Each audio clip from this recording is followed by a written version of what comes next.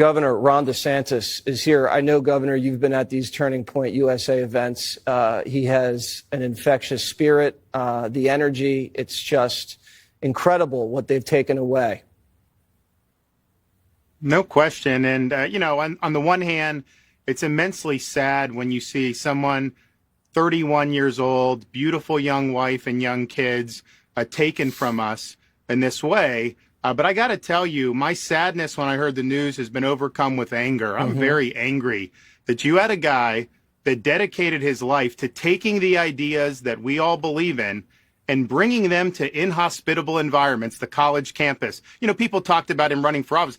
He could have gotten elected to some red legislative district. He wouldn't have had nearly the impact. He chose to go in the places where he knew he was going to get pushback. But he was dedicated to this idea that, I have a right to speak my mind. I want to change your mind. You can ask me tough questions. I'm going to be respectful and civil, but I'm going to tell you what I believe. And that's what he was doing when he got assassinated for political purposes. So I think he left a big legacy. Obviously, it's going to shatter the family. But this is a big wound for this nation because a Republican government cannot endure if we cannot have situations where it's safe to disagree, where you can actually go and give a different perspective. But we've seen people get shut down on college campuses. We've seen violence not approaching this level on college campuses. And then this event, I think, really gets to the heart of whether Republican government can long survive. So I'm very angry at what happened today.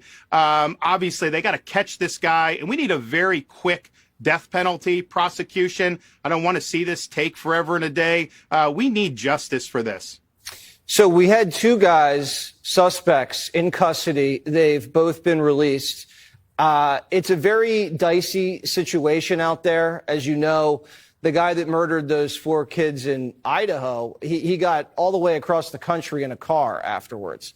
So I think the FBI really, really, really needs to get some luck here and work their tails off to make sure we get this guy fast, because the longer he's at large, the harder it is to apprehend him. And he had the perfect opportunity to blend in because the crowd dispersed. No one knew, there were still going to be shots, and everyone's running for their lives. And that's a scene of chaos. But I do think he had to seem like he was in some type of sniper overwatch position. Yep. Reports I saw was a couple 100 yards.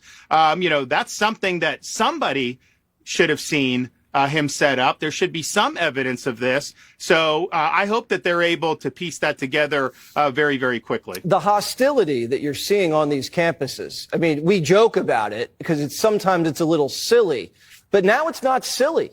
I mean, you'd never expect this in some rough neighborhoods in urban America. You don't expect this in a college campus in Utah.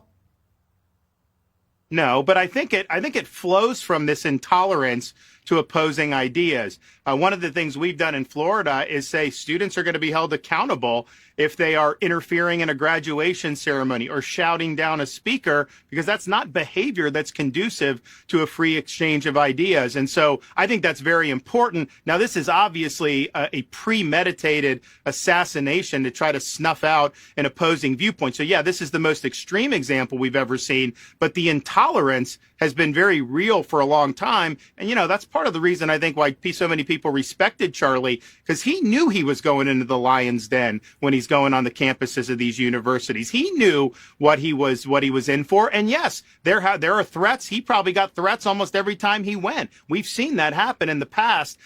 So his commitment to these principles, even when it's not easy, is something that we should all really give credit for. I completely agree, and the country needs more of that. You need more debates. You need more free exchanges of ideas. The left has to come over here and listen for once, and they can throw out ideas. We need to listen. God knows we listen and we've heard enough. But to kill somebody because you don't like what they're saying, no. We're done with that. And there will be consequences for this. Well, I was a congressman, Jesse, years ago, and just narrowly got out of the congressional baseball field when you had a deranged gunman shoot Steve Scalise and others. And he did that because he was a leftist and he didn't like that there were Republicans practicing baseball. And I'm just thinking to myself, like, this is a charity baseball game, and you have someone that's so deranged and so filled with hate that he just wants to go out there and start spraying bullets around a field. But that is just the situation that we see increasingly in this country, and it's got to change. Yeah, it'll change. You better believe it will. Governor, thank you so much. Very sad day. Thanks.